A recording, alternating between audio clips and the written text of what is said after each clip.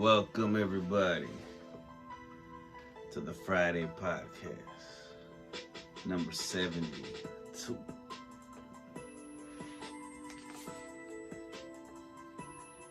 And I'm recording this on a hump day. Full moon. Just stopped raining. I need to put my crystals out. Just an update. For some reason, my allergies been bad. My throat's been scratchy. But it's all good, man. We blessed. So today I'm gonna talk about, some of the regular things. I'm also gonna talk about some new shit. So let's see. First things first. My reaction to the Super Bowl halftime show. So I didn't watch it that day, but I watched it afterwards. And it was dope. I didn't know anything that Mary J. Blige was saying. I didn't even know that song. I thought she was gonna do this, let's get it started. Wait, that's somebody, that's Black Eyed Peas. Anyway,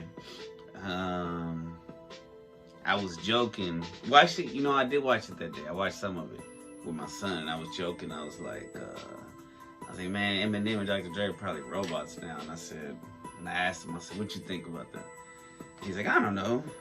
And I laughed out loud because I was like, yo, and I told him that I don't know was so filled with reasons. I don't know, I don't know and I don't care. I don't know and I don't want to know. You know what I mean? I don't know, please don't tell me. All of that was in that I don't know. So I just laughed. And when I watched it again with my sister, I was telling them about that with my sister and Cody and her fiance. Congratulations to them. I don't think I've actually said it on the podcast. But I was telling them about that, and then Eminem did a weird little and I was like, oh shit, he's shutting down. And then Dre did little things like, oh, he's got to power him back up. It's just weird that Dr. Dre got rid of all his tattoos, and now he's all swollen shit. And a decade or two ago, maybe a decade and a half ago, he was tatted up and chubby. Now, getting fit, that's cool, right? That's cool. But what are the fucking... He had tattoos all over his arms and his hands. And now he don't have no tattoos? You know what I'm saying? I think, I know at least one of his sons died. And then right after that, he became a billionaire. Y'all know me, man. So I guess you can call me conspiracy theorist, but I've done a little bit of research in my time about clones and shit. Maybe he's not. Maybe he got them all surgically removed, but why would he do that? I mean, I guess because he can. I don't know. But other than that, it was dope. Kendrick was dope. I saw a meme that said they're waiting for Tupac to show up. If they would have had a Tupac, what's that shit called? Tupac hologram. That would have been fire, but scary. Snoop is Snoop. You know what I mean? I feel like what's funny is I don't know who I was listening to, but it's the people that they cancel and the people that don't get canceled, it's quite odd. I mean, I'm not saying that Snoop should get canceled, right? But somebody was saying when he was young, he killed somebody. It was in self-defense, but he killed somebody.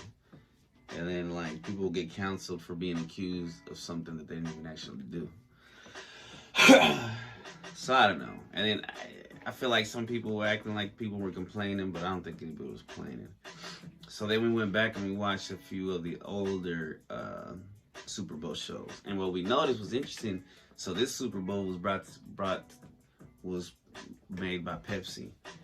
Years ago, MTV used to be in charge of it. So some of them were pretty dope. There was one that had whoever sings "Walk This Way." Is it Aerosmith?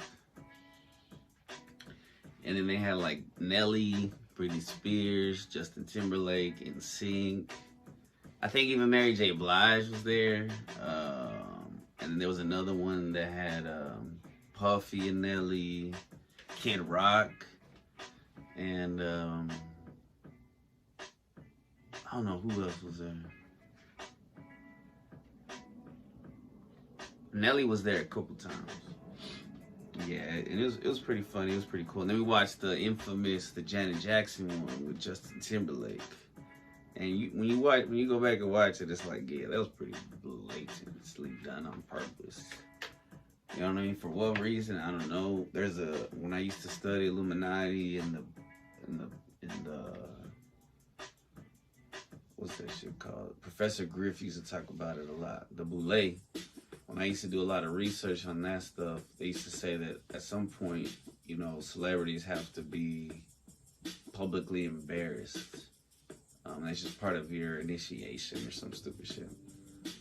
Very similar to a sorority or whatever the female or male version of that is. Fraternity, sorority, fraternity, whatever the fuck.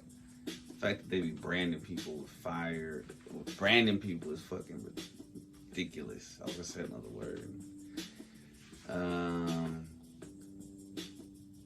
So yeah, I mean, it was cool. But also seeing the Epstein flight list, the logs, the one that has Prince Andrew, Sean Carter, Marshall Mathers the third.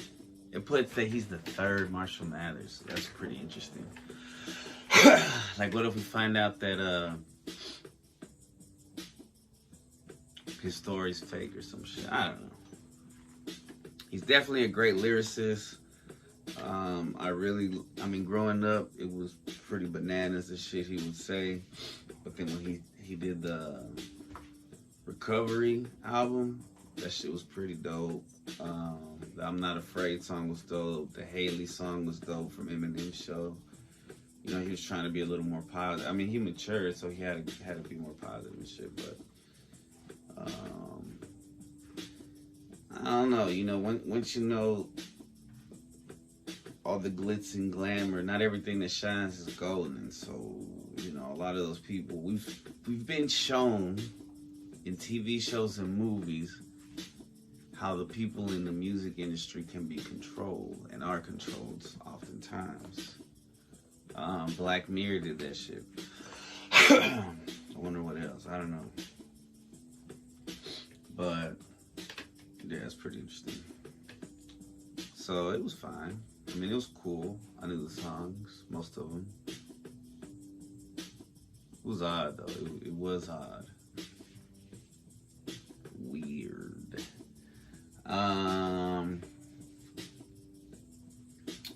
All right, let's go into a Be More Yoda before we get into some questions and then the rest of the podcast.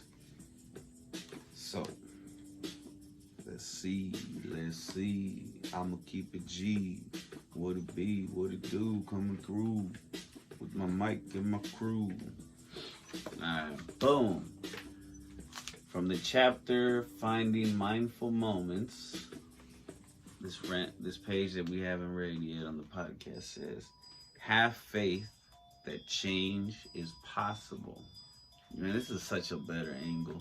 Yo, I finally figured out how to take off the OtterBox so that I can use the phone on the stand. You can see the reflection of the light in my glasses. But so that the phone doesn't fucking focus. It's a pretty big phone, and then with this shit, it was like, ooh. So I finally got it to work. Okay. So have faith that change is possible. Forget proton torpedoes. See, this must be I didn't watch whatever the movie she was from. What was that? Force One or Force One, Sky something. Rogue One. I didn't watch Rogue One. But it says, forget proton torpedoes. The greatest weapon against the Empire is hope that good will always prevail. Yet, feeling that things will work out in times of great stress is difficult, especially if you feel you have to solve everything yourself after both your dad and your guerrilla warrior mentor abandon you to go and play with crystals. See, I have no idea what they're talking about. Take heart in your friends and know you're not in this alone. Then reinforce your hope with action. Rebellions are built on hope. Well, was it Jin Erso? Jin Erso? Anyway. Let's do another one. So last time we did two. But this isn't really, this is just, let's see, awakening your potential. It's important to find ways to avoid living minute to minute like a scrounging scavenger. Don't get so caught up in your everyday responsibilities that you run from a chance to expand your horizons and abilities. If you seize that opportunity, you won't simply be surviving, you'll be thriving. And we've already done boldly face up to new challenges from that chapter. We haven't done this one. This is a good one. Celebrate the power of play from awakening your potential.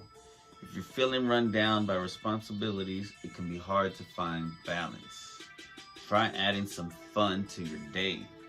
Fire up that online video that makes you laugh. Teach a youngling something new or take a ride in a trainee's backpack. When you're a kid, playing isn't just fun. It helps you learn new things, develop new skills, and get active. Jedi can have fun too. Just try to resist bopping a droid on the head when he tries to get his lamp back from you. Truly wonderful, the mind of a child is, says Yoda. He's right. He is correct. If this is your first time watching, I'm a teacher assistant, so I work with students and kids.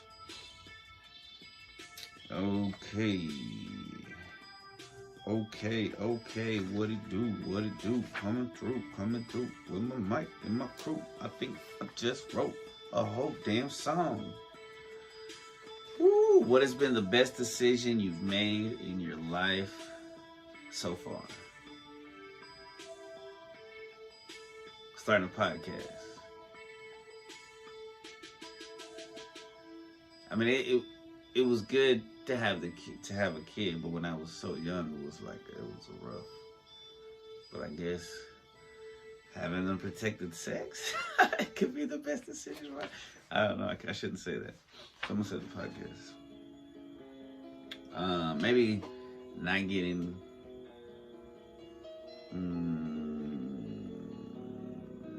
There's been some decisions. Maybe those are personal things that I probably shouldn't say because they have to do with other people. Have you ever been attracted to someone your best friend was dating? No. What causes you deep emotional pain when you think about it? The thought. I need a pen so I can start scratching these out. The thought. My son made this a while back and it got wet. Now it looks like it has a black eye.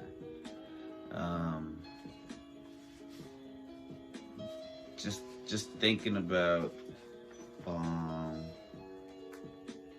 losing a close family member is tough. I think. What do you consider is the most important piece of furniture in a house? Gotta say the bed. What new beginning are you most looking forward to? A new relationship or something like that. If you personalize your car's license plate, what would the plate say?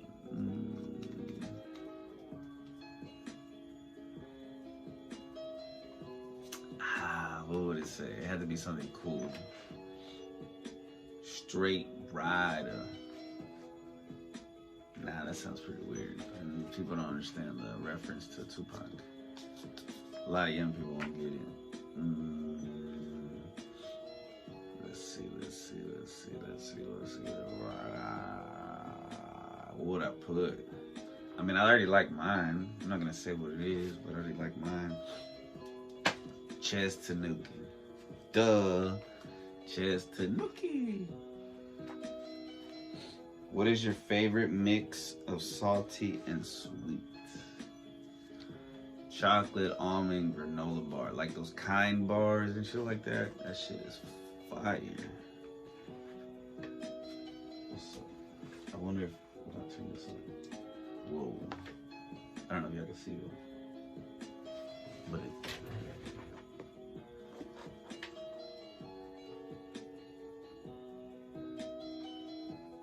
that shit's on, man. That shit's on like Donkey Kong, but it's Pac-Man. It's Pac-Man. I don't want to kill the battery. Oh, damn, even this lights up. That shit's fire. Got that for Christmas. Yeah, those kind bars. If your parents hated the partner you love, would you listen to them and break it off? Oh, man. Now, maybe. In the past, no. Have you ever practiced origami? Nah, but my son has. He made that hat on that pyramid. And there. And he made some frogs. I got one over here somewhere, I think. Do you believe in ghosts? I don't think that they're people that we lost. I think ghosts are just more than likely demons or something, you know, just shit that doesn't need to be talked to or called upon at all. If you ruled your own country, who would you get to write your national anthem? First person comes to mind is Rihanna, so bam. Rihanna. Are you a giver or a receiver? Well, technically, I'm both. Because I give money and I receive goods and services. Something you always over-exaggerate. A lot of stuff. As a dude, we don't like to, but we can over-exaggerate. Best advice you've ever been given. Oh, this kind of has to do with that one question. Best decision you've ever made, and best advice is probably to not get married at a young age.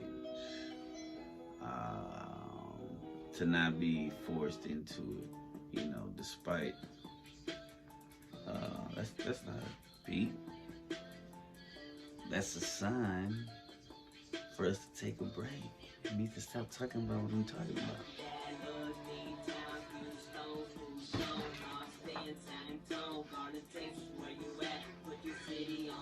So I'm gonna take a break. We'll come back. We'll do the angel number of the week.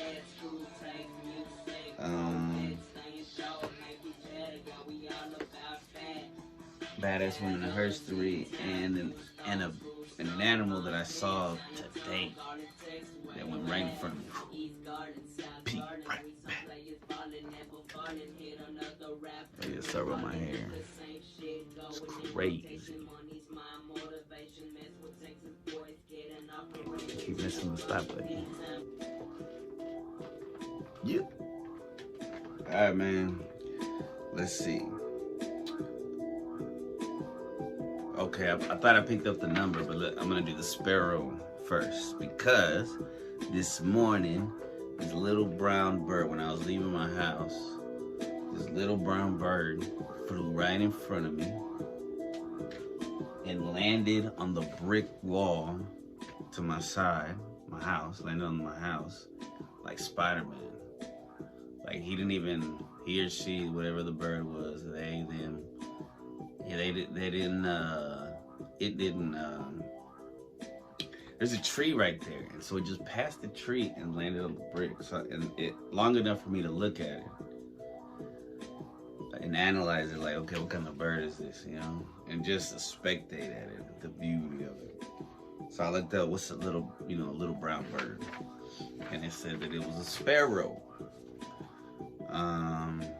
So according to RichardALois.com, He says, the sparrow is small, but it has big meaning and lessons. The first is to enjoy the little things in life and happily embrace simplicity. Sparrows are also a symbol of protection and joy. So it says, in this world of ours, the sparrow must live like a hawk if he is to fly at all. I don't know what the fuck that means. AuntieFlo.com, AUNTYFLO, shout out to them because we've used them several times, says that the meaning of the sparrow is as follows. Happiness, I don't know what I'm numbering, I don't know how many there are. Negotiations, enjoying things, simpler life, social gatherings, protecting others. Yeah, I didn't know if there was 5 or not. And being free. And I went to this site because I really like what they were saying, and I didn't get enough summary in the little search. Because usually what I do is this. I just put that, you know, like when you put Google, and I copy and paste the main thing. And it usually is pretty dope. We don't even have to go to the website, which I guess is kind of bad, but I'm shouting them out. Sometimes I do go into it. So Alcation, OULCATION.com says that the sparrow, what does the sparrow symbolize? And it says that in modern New Age circles, sparrows are believed to symbolize joy, as we were saying earlier, community, teamwork, protection, simplicity, hard work, or self-worth. But this hasn't always been the case. In Europe's Middle Ages, sparrows were believed to represent peasants and the lower class. In old Celtic traditions, sparrows were thought to be keepers of ancestral knowledge. I mean, the way that little sparrow just landed on brick, like he was going so fast and then just on brick. What the fuck? Are sparrows good luck? In many cultures, sparrows are seen as good luck. In Chinese culture, the sparrow is an auspicious symbol of happiness and the coming of spring. While in Indonesian lore, sparrows signify birth, marriage, rain. Whoa, it did rain. And other good tidings. It says, are sparrows bad omens? According to the Audubon Society, a common superstition states that sparrows carry the souls of the dead, and as such, it is bad to kill them. Bad luck to kill them. This superstition closely resembles the ancient Egyptian view of sparrows and that of traditional sailors, some of whom would get sparrow tattoos in hopes that the birds would catch and carry their souls should they die at sea. That's why I think because I imagine like I feel like Popeye had sparrows on his chest or some shit like that's one of those old timey, those little birds. It's always like little birds. Indonesian folklore, back to that. In old Indonesian traditions, sparrows were considered good luck omens. Folklore states that a sparrow flying into one's home denotes good luck, especially if it builds a nest. That's crazy. A fucking bird just building a nest in your home. It can also mean a wedding will happen soon. It is also said that if a lady sees one on Valentine's Day, she will find happiness marrying a poor man. Shout out to Indonesia. The call of the sparrow is also thought to bring rain. In the Bible, the sparrows were used as offerings given by the very poor and represented the concern of God for even the smallest and most insignificant life forms. In other texts, the sparrow has been used to represent the presence of God and his love for everything. Wow. I like that meaning. And there's a quote from the Bible. I forgot what do you call that? Scripture. Are not 2 sparrows sold for a copper coin? and not one of them falls to the ground apart from your Father's will. Matthew 10:29. So shout out to that little sparrow I saw this morning. Toast. Oh wait, I heard it's bad luck to toast with water. But I'm not toasted with anybody. And I don't believe in bad luck, so salud.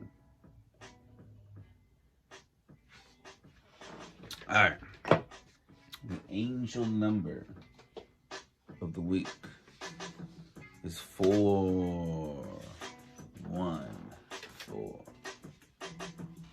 And I forgot, it was at 414 that I looked it up, I think. I was like, oh, let me do that one. Let me do that number for today. Yeah, because I just got home. And since I'm doing the, number one number, like one number, number one, and then, the same number reflected. So, from straightforwardguidance.com, 414 is the time for spiritual renewal in your life. 414 can also represent personal growth. I feel like I'm rapping. Peace and rebirth by removing and any negative or evil thoughts. It says by removing and negative or evil thoughts, but we know what they mean. It may be asking you to take responsibility for your thoughts.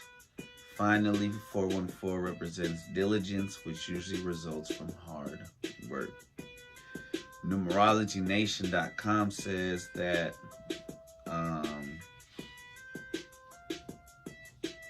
the number 4 represents honesty, traditional values, patience, hard work, integrity, solid foundations, and determination, among several other traits. Because 4 appears twice, the value that it offers also doubles. Number 1, meanwhile, has a high energy vibration. Number 1 encourages you to create your own reality with positive thoughts, leadership, and independence. So 414 is a message from your, and again, this is from numerologynation.com. It's a message from your guardian angels asking you to uphold your integrity and build a life based on your values with a determined mindset to succeed. Even if your present success rate is low, don't give up and continue following your heart. The combination of 4 and 1 is trying to tell you to be more practical on what needs to be tweaked and change the way you're working towards your goals, as this change may greatly dictate your outcomes. That's deep. Your angels need you to start seeing everything positively and trust them to show you a better path. Interesting. Note that summing up number 414 brings 9, because 4 plus 1 plus, that's not 9. Oh, plus 4. But they did a typo. They put 4 plus 1. Who cares? So you add up 4 and 4 and 1, and that's 9, which is the number of completion and fulfillment. Your angels think you must end whatever is not working out for you, whether it's a goal, a relationship, or a personality trait, and focus on doing things the right way among the people who will always love you, no matter what. Damn. That hits. I didn't read this before. While number 9 signifies things coming to an end, remember that an end also means new beginnings. If you keep seeing Angel 414 more than other numbers, it could be a reminder from your angels that it's time for you to wrap up all pending tasks, free up your plate for something big coming up that could potentially consume your time and efforts. NumerologyGuardian.com says that 414 means the angels are sending out the ideas and also the energies that allow you to make changes in your life and everything related to your success. One of the numbers that make up the angel number 1 refers to a new beginning and great changes. The second number, the number 4, which appears twice, resonates not only with the energies of the archangels, but also with some of your qualities, namely I'm gonna number them again. Integrity, honesty, determination, etc. 414. 414. Alright. So my badass women in history. So for sure, you know, February is Black History Month. And so I wanted somebody, and I didn't know who to pick, because, you know, I did some badass black women in history. But I also don't want to I don't want to pick the ones that have been done millions of times, if you know what I'm saying. So, like, you know, of course, I thought about doing Rosa Parks.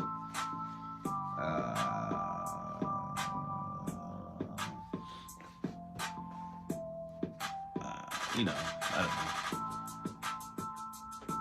Oh, I got a text. Okay, so I decided to do somebody that was one of my favorite female rappers.